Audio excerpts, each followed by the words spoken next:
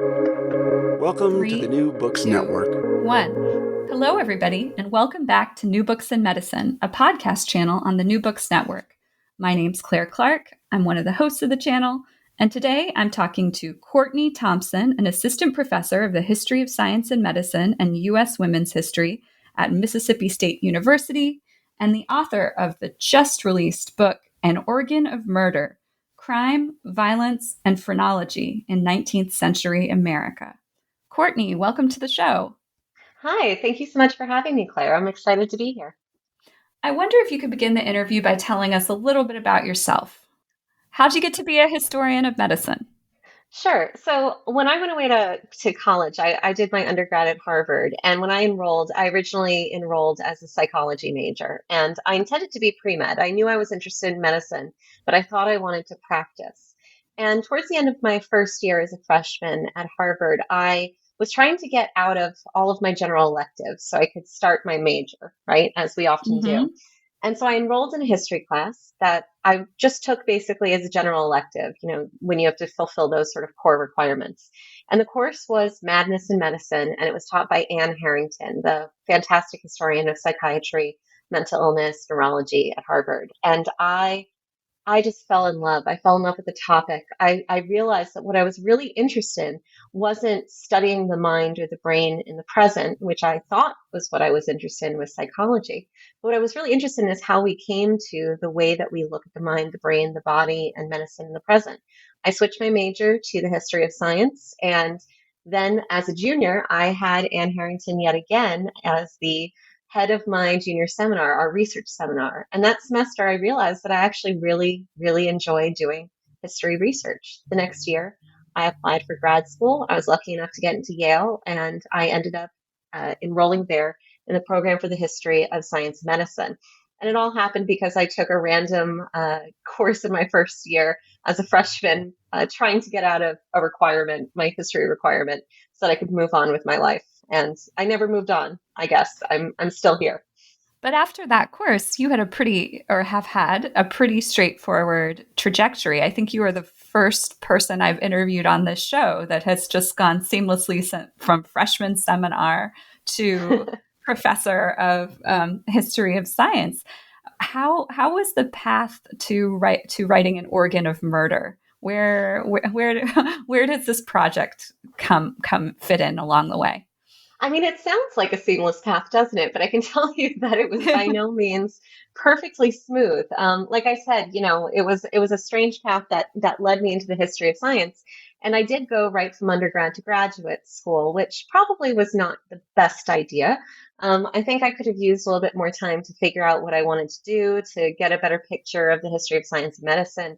Going straight in and being surrounded by scholars who already had master's degrees or medical degrees or more life experience was very intimidating. So I entered grad school with sort of big eyes and big dreams and just wanting to do everything, but not sure what I really wanted to do. So I spent a lot of time in grad school just trying a lot of different things.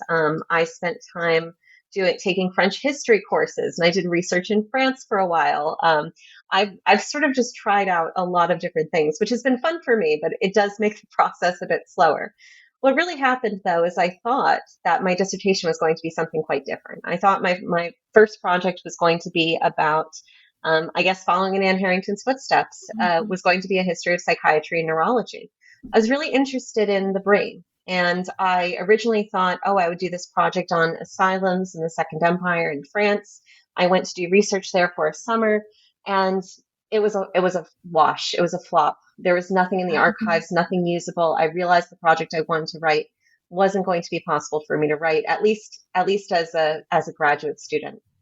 So I came back to the United States and had to start all over again at square one. And I went back to the archive. I went to the Beinecke, and I started looking at basically everything they had about brains. Because I thought, well, brains are interesting. I want to do something about the brain, something about the mind. And what I quickly realized is if you want to talk about the brain in the 19th century, what you really have to talk about is the skull. And if you want to talk about the skull in the 19th century, then pretty quickly that leads you on a path to phrenology. Now, I didn't want to write a project about phrenology. In fact, there's a part of me that really regrets it because now I'm the phrenology chick and I'm going to be stuck there for quite a while. But you have to follow where your sources lead, and where my sources led me to was phrenology.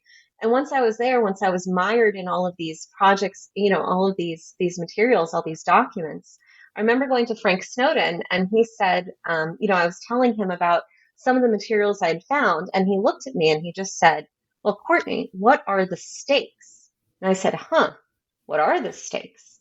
And that got me thinking about this thing that just kept coming up, which is these phrenologists and these other folks interested in the brain and the skull just kept talking about murderers. They were just fascinated with criminals. And that made me think perhaps there's a story here about how criminals came to be the central object for the study of phrenology in particular, and for other studies of the brain, the mind, the skull in the 19th century. Can you give us a little bit more detail about what phrenology is exactly? Because it's not practiced today. Well, I don't think. Maybe we'll get to that. I could dispute that. I think we are still very much living in a phrenological world, or a world that's very much informed by phrenology. But phrenology we can define fairly simply as the 19th century study of the cerebral localization of the brain via the skull. So what phrenologists were doing was trying to make sense of different qualities of mind. Some of these were intellect, some of these were moral or character based. But essentially, they were trying to break down the mind into sort of discrete units, which could be mapped onto the brain itself and what were referred to as organs. So different sort of areas of the brain were each organs or centers for different aspects of intellect or morality, for example. And the idea was that the shape of the brain that manifested these organs would also then correspond to the shape of the skull. So in an era before CT scans or fMRI, you can't just scan a person's brain, head and see what's inside. We don't want to cut open a bunch of people's brains while they're alive to see what's going on in there. So by studying the skull, you could get a sense of what was going on with the brain underneath it. And therefore, you could say something about the mind of an individual, and more than just their mind, their character, their potential, perhaps even their future. So the origins, I do want to stress to this science, no matter how strange it seems to us, were absolutely scientific and anatomical in nature.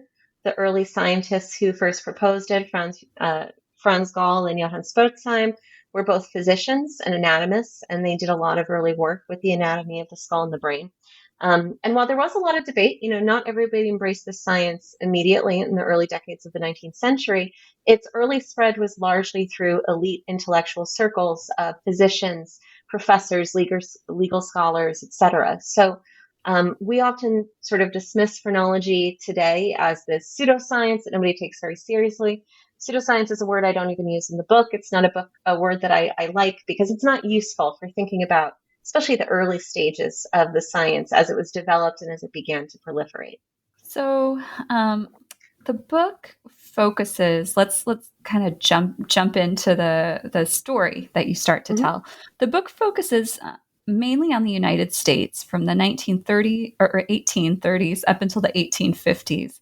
Can you tell us a little bit about the two cohorts of phrenologists who were operating during this time? Yeah, sure. So in the book, I distinguish between two groups of phrenologists, or people interested in phrenology, might be a more accurate term.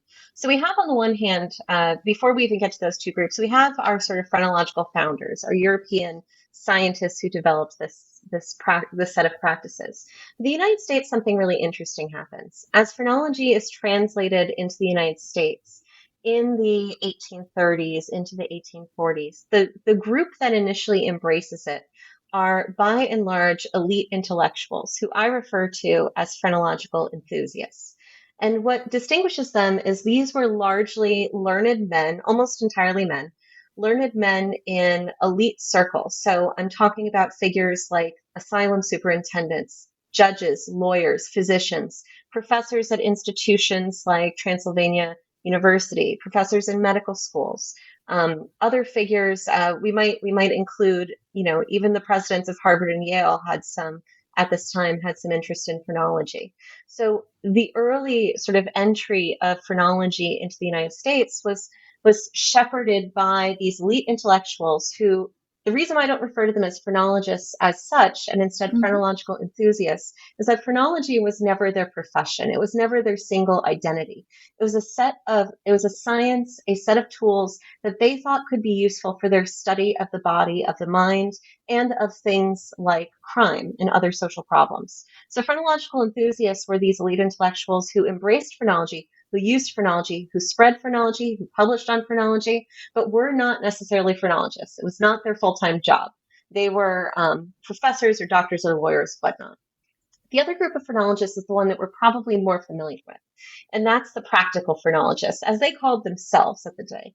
This was a group of phrenologists, most notably Orson and Lorenzo Fowler, the Fowler brothers, who popularized phrenology. And instead of speaking mostly to elite intellectual circles, they were much more interested in speaking to a middle-class audience, of selling phrenology, selling texts, selling journals, selling their services in reading heads for a fee. And some of them were certainly elite in their own origins and their own education. But what's sort of crucial about the distinction between these two groups is their educations tended to be different, their audience tended to be different, and their profession tended to be different. So our practical phrenologists generally were phrenologists. That was what they called themselves. That's what they would put on their business cards. And what they did full time was phrenology, as opposed to our early phrenological enthusiasts. And the point that I want to make about these two groups is that our image of phrenology in the 19th century United States is so focused on the work of the practical phrenologists, their popularizing efforts, their public lectures, the reading of heads for a fee, all of that this obscures the earlier influence of phrenology in other circles, including medicine, the law, and reform, where elite intellectuals who, again, didn't call themselves phrenologists, but used, wrote about, read, studied, argued with phrenology, had a pretty big impact and paved the way not just for the efflorescence of practical phrenology at mid-century, but also for the continued spread of phrenological thinking through various sort of different intellectual fields, some of which we still feel the effects of to this day. So where does phrenology fit into the history of medicine? Have other historians of medicine talked about it? How do these kinds of two different groups of, well, on the one hand, phrenological enthusiasts, and on the other hand, phrenologists, fit into a larger narrative of the development of medicine in the U.S. in the 1800s? Yeah, so this is a great question. What is medical about this story? And I think there's a few different parts to this, right? So first we have the origins of itself. It was developed by physicians and anatomists based on body knowledge, right? Based on knowledge of the mind. And I should say that, phrenology does have a home in the historiography. There's a very robust historiography of phrenology. You have figures like Steve Shapin and Roger Cooter and Jeffrey Cantor writing about phrenology as sort of a case study in the 1970s and 1980s of the social construction of scientific knowledge. But phrenology has also long had a place in histories of medicine, especially histories of neurology. I'm certainly not the first person to posit that phrenology can be seen as an early iteration of cerebral localization, and it's often seen as sort of key in the development and articulation of the history of psychiatry, the history of neurology, these various studies of the mind. And of course, it has something to say about racial science as well. What's interesting about the story that I want to tell, especially because once you get crime into the mix, you start to think, well, we're getting very far away from medicine here, right? And the answer that I came to has to do with the influence of phrenology on medical jurisprudence. Essentially, what happens in the 1830s and 1840s is this is a period when phrenologists were not the only ones concerned with the mind. Certainly since the beginning of the century, there have been a lot of innovations in the field of psychiatry, a lot of studies of mental illness more generally. And by the time you get to the 1830s, experts, physicians, legal experts, and what we can refer to as psychiatrists, although they were largely referred to as alienists or asylum superintendents at the time, were starting to really get interested in this question of criminal insanity. where's the line of responsibility? If a criminal commits a crime, could this be a manifestation of mental illness? And if that is a manifestation of mental illness, what is the source of that manifestation? Is it a lesion to the brain? Is it an underdevelopment of the brain?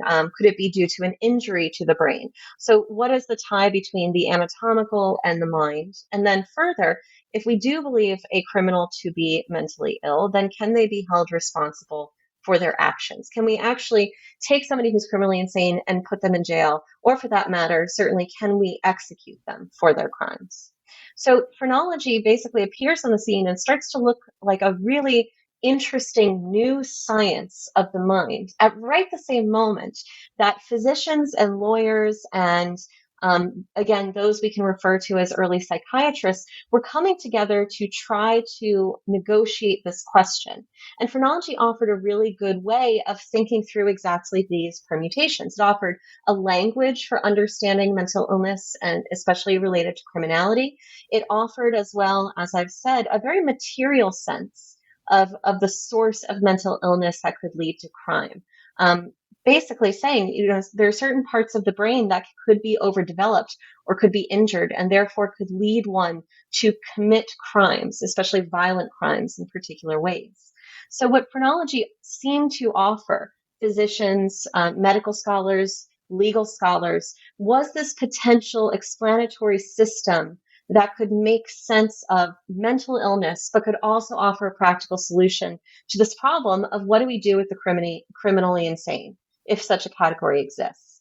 So phrenology gets pulled into these discussions by physicians on the one hand, by asylum superintendents on the other, and by legal scholars who are very interested in the possibilities that phrenology held for making sense of this particular set of questions. And so what this means is that places like the courtroom and the prison become phrenological sites for the production of knowledge and for the testing of expertise and the extension of expertise. We have examples to the 1830s, 1840s, and 1850s of phrenologists being called to the stand to testify in court cases as medical expert witnesses. And some of these were physicians who used phrenology, who we might term phrenological enthusiasts, and some were self-declared phrenologists. So both of those groups are coming to bear. Not to mention that phrenologists were also called into the prisons to conduct autopsies, to examine brains and skulls of recently executed criminals to make sense of the actions that they undertook. So phrenology becomes this way for it offers a sort of solution to, as I said, what was then a very challenging medical legal problem. And it's also appealing because it shores up medical expertise at a time when medical expertise in the United States was also, I don't want to say on the decline, but during this Jacksonian era, there was a lot of doubting of experts and expertise. Medical expert witnesses were really looked down upon. James Moore has a lot to say about this. Legal experts weren't always that well respected. So phrenology looked like a potential solution to several different kinds of problems. It could shore up expertise. It could solve this rift between medical and legal experts on various aspects of the body of medicine, and it seemed to have something to say about this intransigent problem of criminal insanity. Could you give us an example of how phrenology does these things? This book is, for our listeners, this book is filled with examples from the press at the time, from the courtrooms, do you have a favorite one? Oh boy, I have so many favorite. It's hard because they're all my children. All of these examples, right? The one that I'm going to talk about is actually the first case, the case of Major Mitchell, which other scholars have written about before, and which I take as a sort of starting point for this moment. So in 1834, there was a phrenological enthusiast by the name of John Neal living in Maine. And he was a lawyer, he was a novelist of the era, but he was also really into phrenology. And he wanted a test case, essentially, to see if he could prove that medical legalism could incorporate the lessons of phrenology. So 1834, we're in Portland, Maine, and there a 9-year-old boy by the name of Major Mitchell, and Major Mitchell was his full name. His first name was Major, which I always think is really funny. Major Mitchell, 9-year-old, he assaults another young boy and injures him. He assaults him quite badly. The other child survives, but Mitchell is arrested and he's put on trial for the deliberate maiming of this other child. And Neil steps in as his attorney. And the thing is, Neil isn't that interested. And he admits this in later writings. He's like, I wasn't really that worried about this kid. He basically says he thought Mitchell should go to jail, refers to him as a little monster elsewhere. Like he's not really interested in defending Mitchell as such. What he's interested in is defending phrenology. And that's what he sees this case as an opportunity to do. So what Neil does is he hinges his entire defense on phrenology. He argues that when Mitchell was a child, he fell down and was injured on the side of his head, right? And that this left essentially depression. And this is the problem with a podcast, is that I have these great images I would show you if I could, but we're not in a visual medium right now. But essentially, the area that he purported to have injured was one that had an effect, Neil argued, on his behavior, on the actions that he undertook that led to his criminal behavior. So Neil calls to the stand 3 different expert witnesses, all physicians. They're all doctors. And 2 of the 3 of them, sort of with prompting from Neil, use phrenology in their arguments. They use phrenological knowledge. They actually cite some of the founders of the discipline, Gall and Spurzheim, and this is what he wants. This is exactly what he wants. Now, the prosecuting attorney objects to this. The judge eventually throws out this testimony, and basically there's a really fascinating back and forth where they're arguing about the nature of scientific expertise, whether you could count this as scientific expertise, because that's what the debate really was at this point in the 1830s. To what extent was the science? Was it too new? Could it be useful? How could it be useful within a court of law, right? Mm-hmm. So eventually the judge throws out that particular data. He's not allowed to use phrenological arguments anymore, and he loses the case. Mitchell, the 9-year-old, is sentenced to 9 years of hard labor. So that's the 1830s. But the thing that's fascinating about this is that despite the fact that he lost the case, Neil thought this was a success. Because he argues at several points, because he writes about this case later in his life several times, that this case was actually a triumph for phrenology, because what happened was that they were able to put phrenological witnesses on the stand. And even if they didn't succeed, that didn't mean they weren't going to eventually. And what I talk about in the chapter is the way that, and this chapter is based on an article that's in JHMAS, so if anyone wants to get a taste of the book, that's a good place to go as well. And that's Journal for the the Journal for the History of Medicine and Allied Sciences. Thank Sorry. you. It's a long title, so the acronym is simpler. But the thing that's fascinating about this is what it actually does is it doesn't just signal what John Neal wants it to signal, this sort of opening of the doors to medical legal experts who can then take the stand. It certainly does happen. There are, in the decades following this case, you have physicians on the stand using phrenology, you have phrenologists on the stand, you have judges and lawyers both making use of phrenological knowledge and testimony, often very explicitly saying, Spurzheim argued this and phrenology says this, right? So those are the explicit cases. But what's just as interesting to me, possibly more interesting, is the way that this also opens the door for implicit cases. Because the other piece of the story of Major Mitchell is that one of the people behind the scenes during this case was a man by the name of Isaac Ray, who was a young man living in Portland at the time, who would later go on to be one of the leading American thinkers on psychiatry. He was one of the founders of the organization that became the American Psychiatry Association, is that right? The American Psychiatry Association? APA. Yeah. The APA, yes, that's right. Okay. So Isaac Ray, at the time, he's living in Portland and he's a young man, and Neil is his mentor. So Ray also is very interested in phrenology. He's reading about phrenology. He's translating works of phrenology. He's writing articles on phrenology.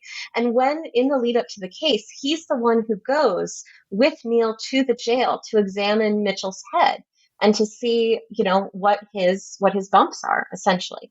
So Ray is this physician, later asylum superintendent. We can refer to him as an early psychiatrist, I think, who is very much in this world of phrenology in the early 1830s. And through the first part of the 1830s, he's also publishing in legal journals using phrenological texts, right? And he's acknowledged by jurists. Jurists are basically looking at him and they're saying, A, this guy has really useful material for us, but B, he's really influenced by phrenology. Those two things coexisted, and one of them wasn't seen as bringing down the other. Now, in 1838, Isaac Ray publishes a book, a treatise on the medical jurisprudence of insanity. That's a very important text for this debate about the nature of criminal insanity. Can a person be mentally ill to such an extent that they do not understand the crime that they're committing? What's fascinating about this text, other scholars have argued that by this point, only 4 years after the Mitchell trial, Ray had moved on from phrenology. I don't believe that this is the case. While Ray is not that explicit in using phrenology, he does still cite major phrenologists and phrenological texts. And what's more important is he uses the language of phrenology throughout his book. He refers to an organ of destructiveness, but more crucially, he uses this language of propensity.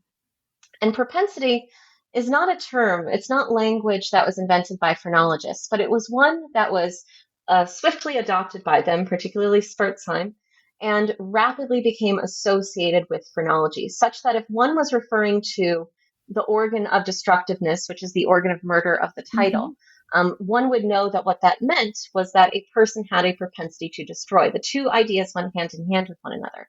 So Ray's text uses this language and fills his text with this language. And then, crucially, what happens after this is that Ray's book becomes a hit.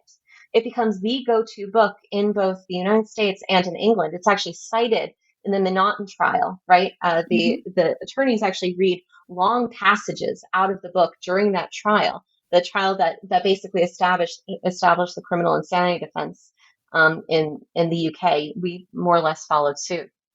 So throughout the next few decades, what you see is, on the one hand, yes, phrenology is brought into court in all these explicit ways, but it also, especially through continuous citation of this one key text of Ray, the language of phrenology is also brought into the courtroom, into the medical legal sphere, often to the point where at a certain point, people start to lose sight of its phrenological origins. So they keep using this language, but they've forgotten where it came from. And that, I think, is quite interesting. And this is one of the early pieces of the puzzle that I was able to put together. I remember John Warner turning to me at one point after us having discussion about some of what I was finding, and he said, propensity. There's something about the language there that you should look into. And, it led me down an interesting path, but as always, he was right.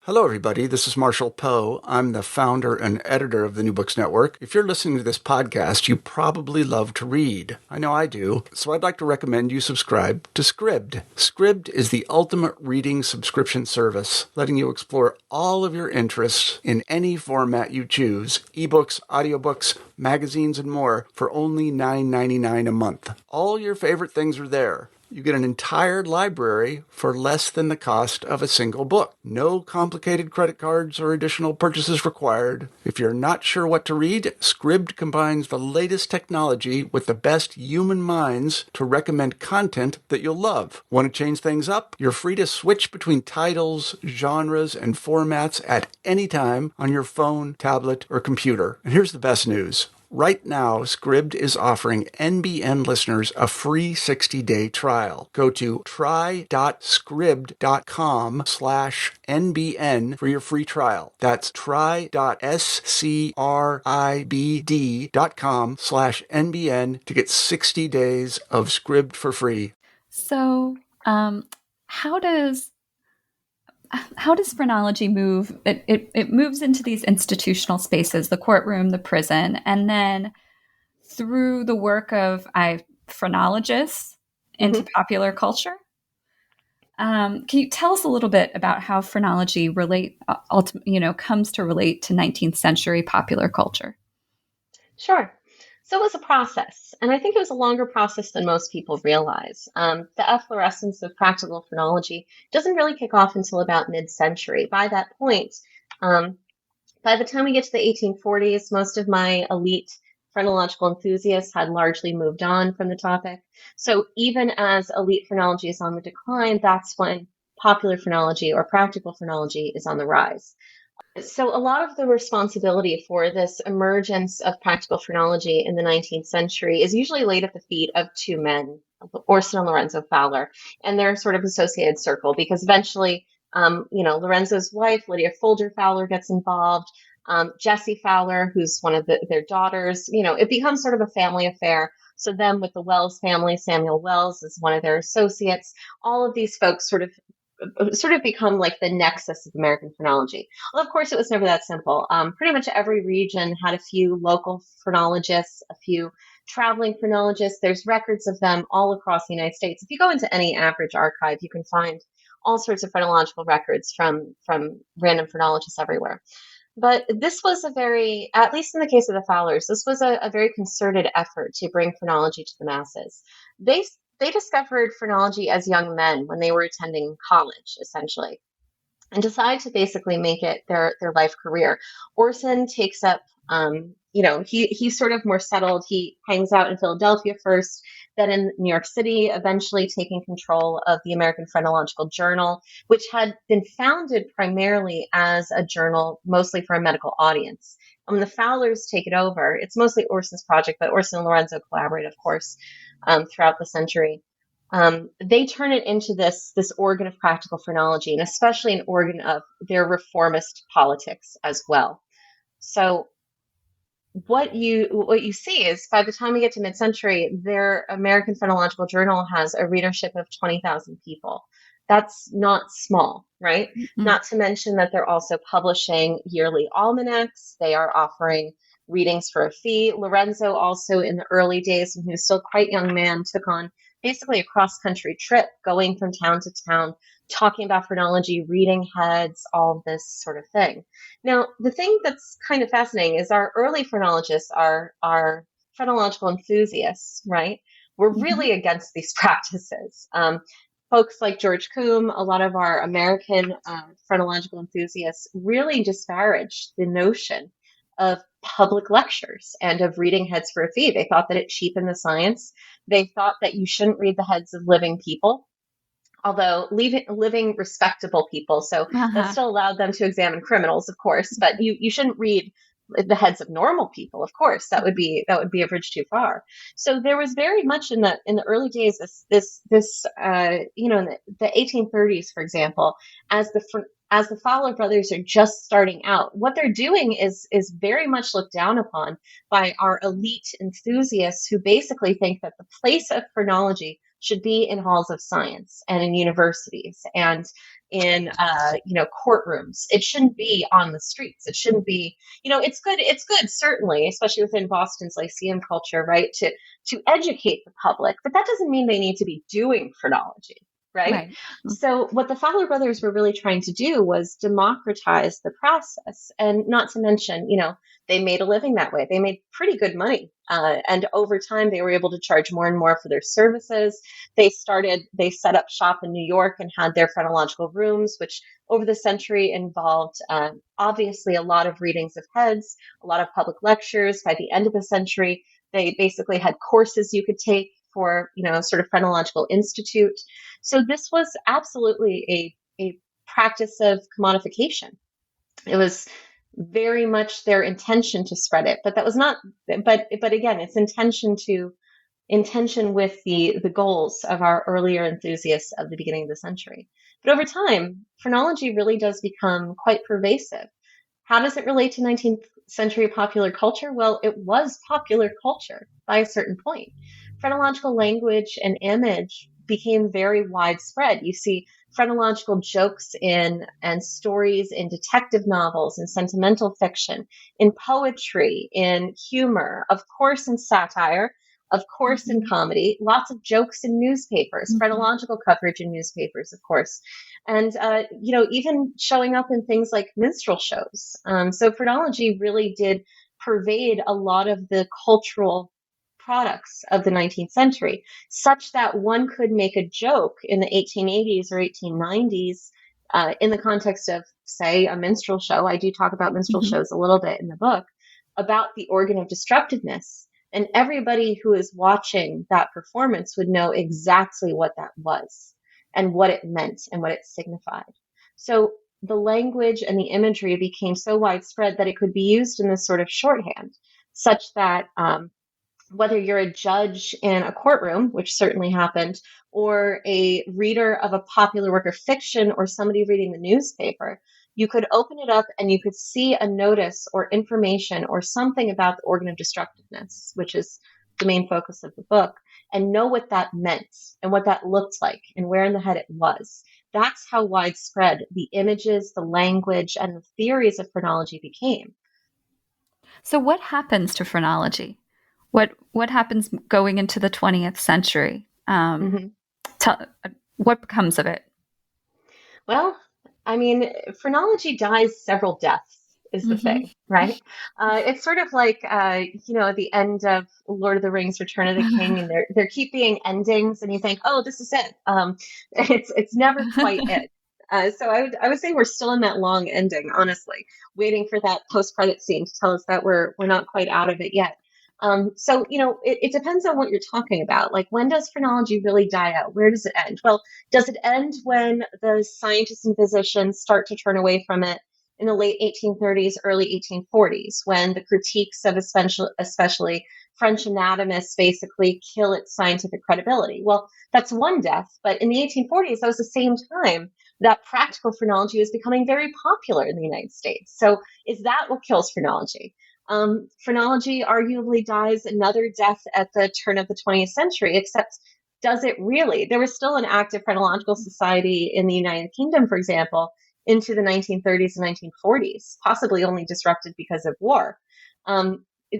Is phrenology even really dead now? I think that we could debate that. But the short version is it is one of these sciences that seems to keep dying. So you have the death of elite enthusiasm, you have the death of popular phrenology, which is a very slow, very dragged out death that arguably takes decades, and a lot of smaller deaths along the way, including, of course, every time one of the founders died.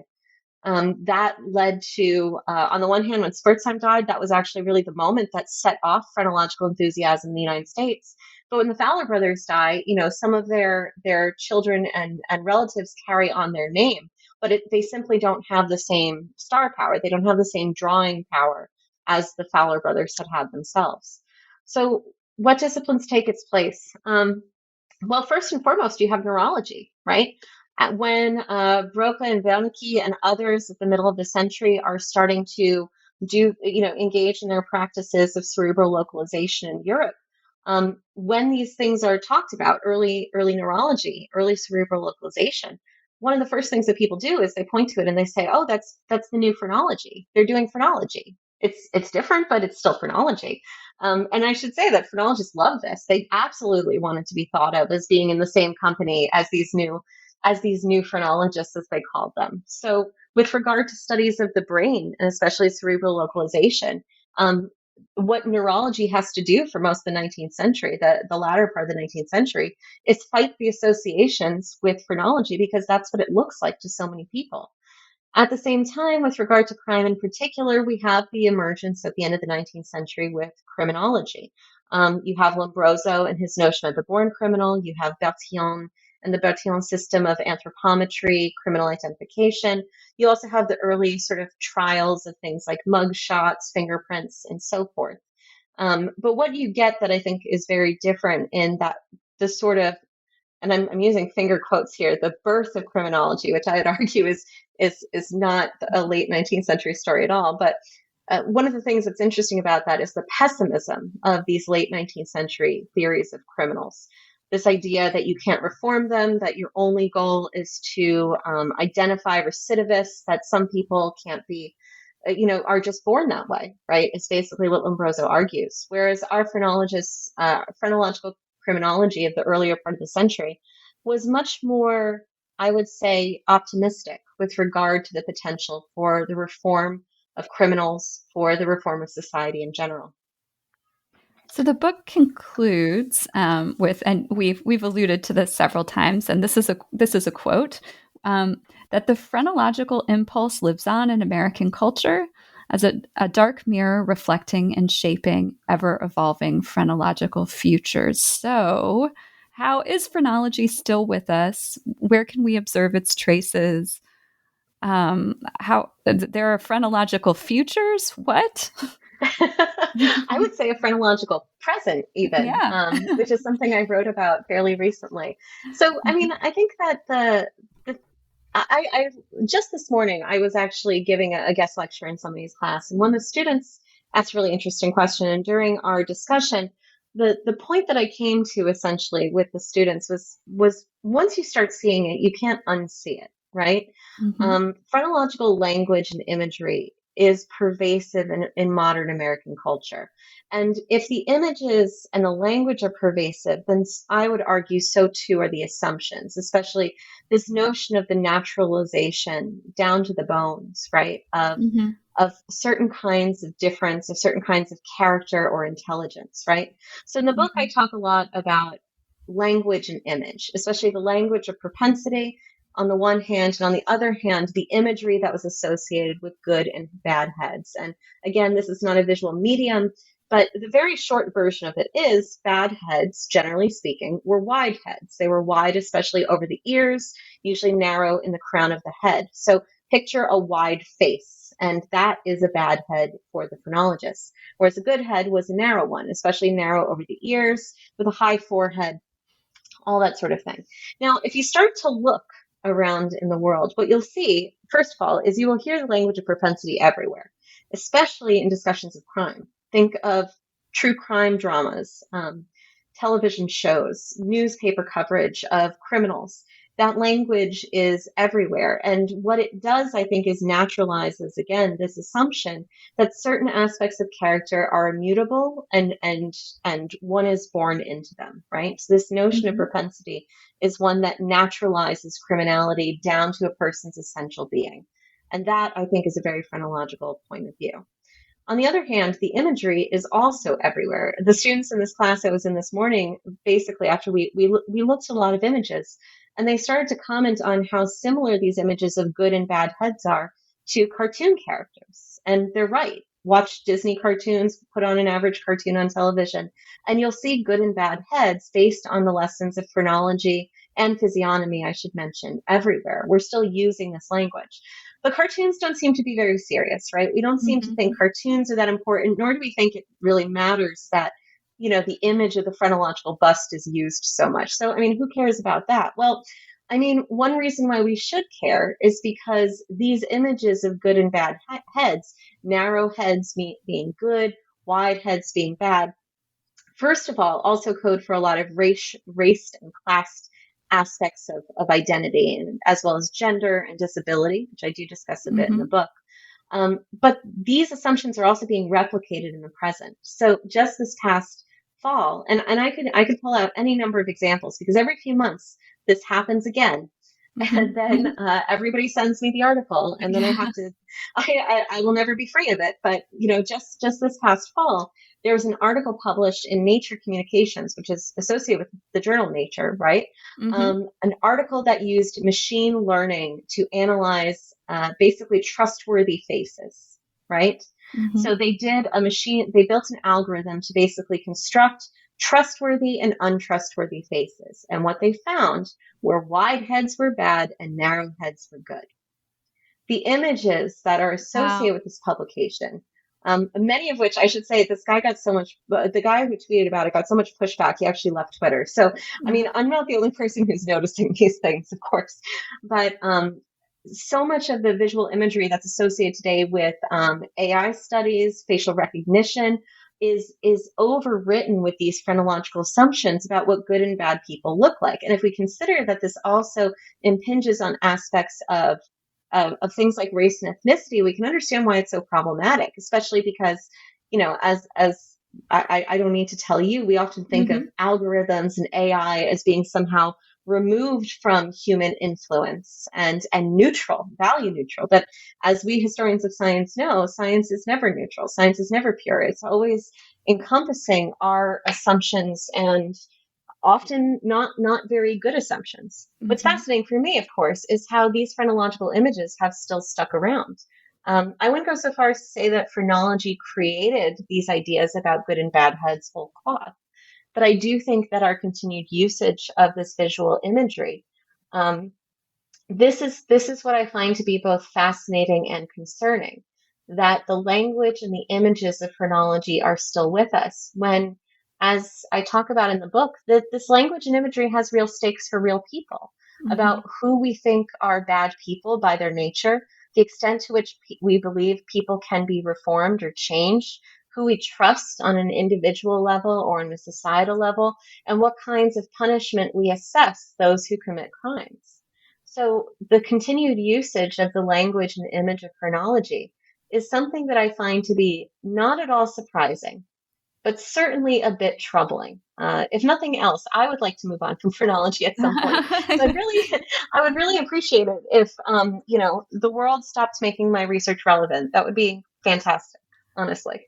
Well, one way to move on is to start another project, start working on something new. Yes. So, what are you working on now?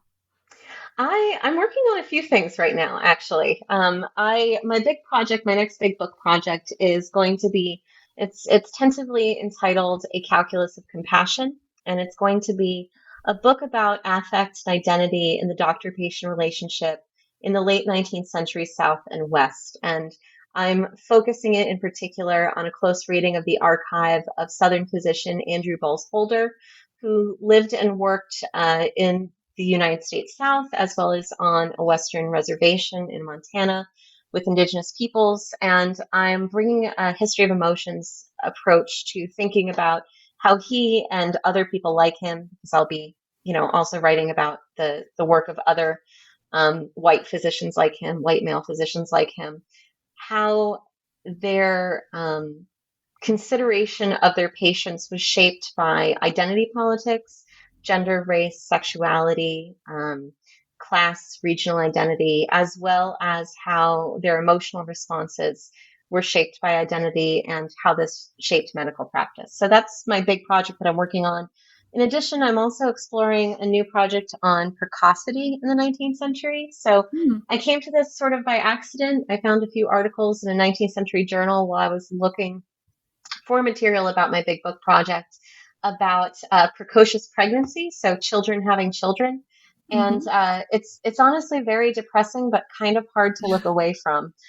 And right now, it's just an article, but I'm thinking a lot about the various meanings of precocity in the 19th century. So, what makes children children? What do we do with children when they act in ways that are older than their years, whether that's in an intellectual or creative fashion or acting out sexually? So that's another possible project. And then finally, I'm also co-writing a pop press book with a physician and a policy analyst that's going to be about the modern healthcare system. So Wow. it's a complete departure. It's been a really interesting process to try co-writing, and with the three of us are from such different backgrounds, you can imagine our voices are um, quite different in the dress. But it's actually I'm pretty excited about it. If nothing else, it's a really nice break from the more academic writing that I've been doing. So it's been fun to work on and to think about, sort of as I think about the next stage of my career, how do we talk as historians to the public? And I think if there's one thing COVID has taught me, and this project has actually grown at least in part out of the COVID year, it's that we historians of medicine really do have a duty and a responsibility to speak to a broader public and to make the case for why the history of medicine needs to be part of the stories we tell ourselves about the United States as a nation. Well, Courtney, you've convinced me, and those all three of those projects sound wonderful. And we'll see, which of them gets back on the New Books Network first. Oh gosh, who knows? Who And knows at this point? I'm very distractible, so it could be anything. thank you for taking time to come and share your work with us today. Thank you so much for having me. This was a pleasure.